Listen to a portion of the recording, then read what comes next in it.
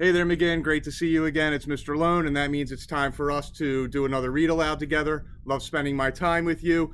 I came across this book here called Nobody Hugs a Cactus, and it just seemed like the perfect fit for the read alouds. It'll make you smile. We had a cactus character before in these read alouds. I love when I get to see how a different cactus or a different character that might have some similarities acts. You can compare them. Let's jump into this Carter Goodrich story. Nobody hugs a cactus. Here we go.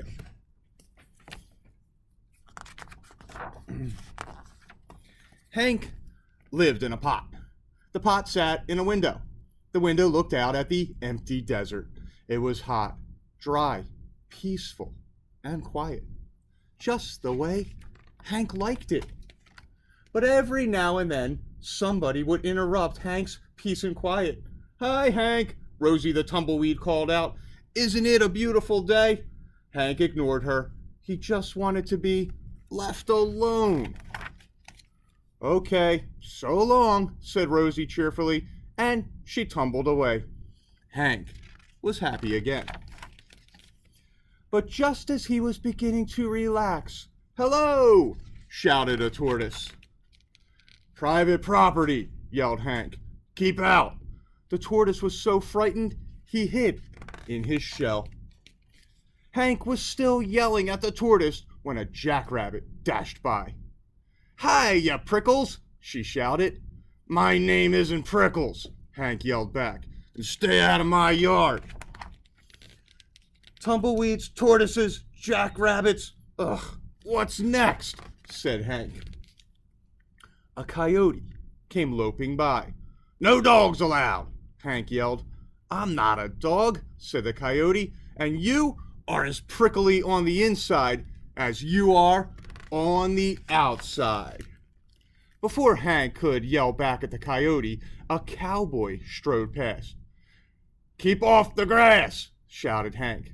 "What grass?" said the cowboy. "Seems to me somebody needs a hug."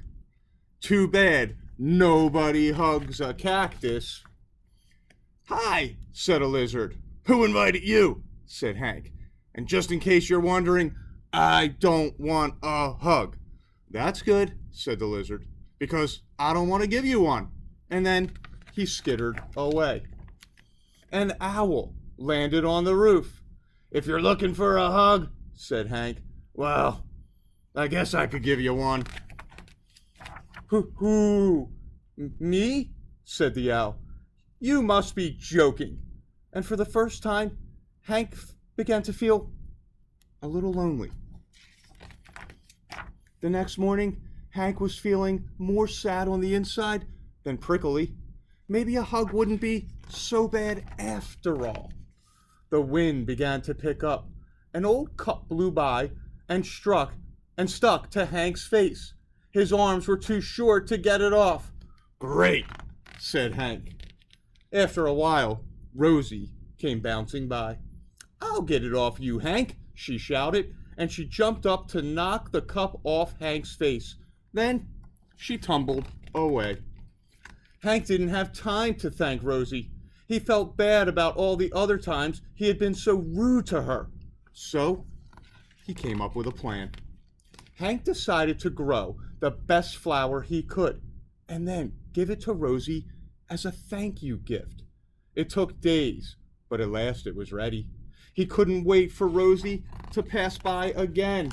When at last she finally did come bouncing back, Hank held out the flower. "Look, Rosie," he said, "I grew it just for you." Rosie was so surprised, she jumped up and gave Hank a great big hug. It felt so nice, Hank didn't want to let go. And as things turned out, he couldn't. Rosie and Hank had become stuck together. But they didn't care. After all, it's better to be stuck in a hug than stuck all alone.